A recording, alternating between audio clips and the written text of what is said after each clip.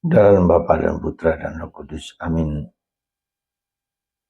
Bapa di surga, kami mengucap syukur dan terima kasih bahwa Engkau memberikan kepada kami seorang kudus yang luar biasa. Luar biasa bukan karena hebatnya dia, juga karena kesederhanaan dan sikapnya yang sederhana membuat dia besar.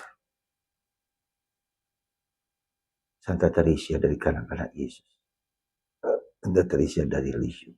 Bantu kami ya Bapa untuk memiliki sikap seperti yang ia miliki. Terpujilah namamu kini dan sepanjang segala masa. Amin. Para saudara, tanggal 1 Oktober adalah hari peringatan Santa Teresa dari kanak-kanak Yesus, Santa Teresa dari Lisieux. Yang besar, dia bujangga gereja, dia pelindung misi.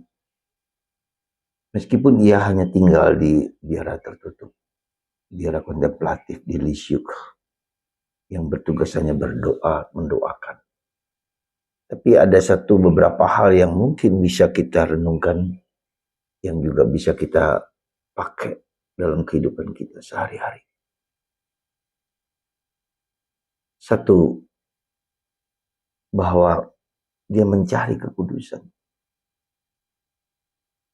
Mencari kekudusan. Sekali lagi mencari kekudusan. Artinya apa? Dia mencari kemurnian hati. Dia mencari kebersatuannya dengan Allah. Kesucian hatinya. Saya kira ini ada satu hal yang perlu kita renungkan dalam kehidupan kita. Mencari kekudusan. Mencari kemurnian, kesucian. Sejak awal ia mencari Allah. Bertemu dengan Allah. Merasakan kehadiran Allah. Mungkin kita perlu sedikit sadar akan hal tersebut. Mencari kemurnian kekudusan Allah, sama Allah. Sehingga yang lain-lain dia semakin mengerti, semakin mengerti akan panggilan hidupnya. Membawa kesucian kemurnian kepada orang lain, pada siapapun. Karena itulah ia ingin bermisi ke Vietnam pada waktu itu. Tapi karena sakit tidak jadi pergi ke Vietnam.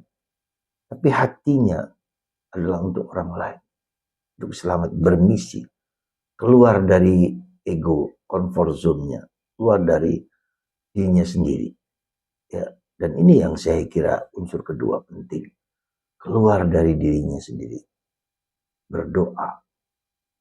Kita tidak bisa mengubah orang lain. Tetapi ketika kita berdoa, kita mempersembahkan seluruh diri kita kepada Tuhan. Mengizinkan Tuhan untuk berkarya bagi orang lain. Sesederhana itu hidupnya. Ya. Meskipun kita tahu dia adalah orang yang mencari Tuhan, tapi hidupnya sederhana. Apa adanya, sehari-hari apa yang ia bisa berikan, kuduskan. Entah dia menyapu, entah dia bekerja, entah dia menangis, entah dia menderita. Dan yang ketiga, dia mengalami penderitaan sakit TBC yang pada waktu itu belum ada obat.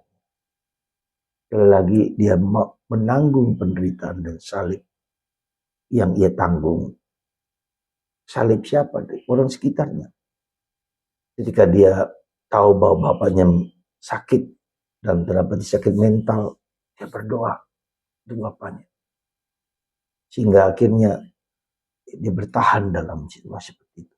Maka saudaraku, apa yang perlu kita renungkan? Bertahan, berdoa. Apa yang sehari-hari kita jalankan, kita doakan. Kita tidak bisa mengubah orang lain. Kita hanya berdoa. Bahkan kita seringkali juga tidak bisa mengubah diri kita sendiri.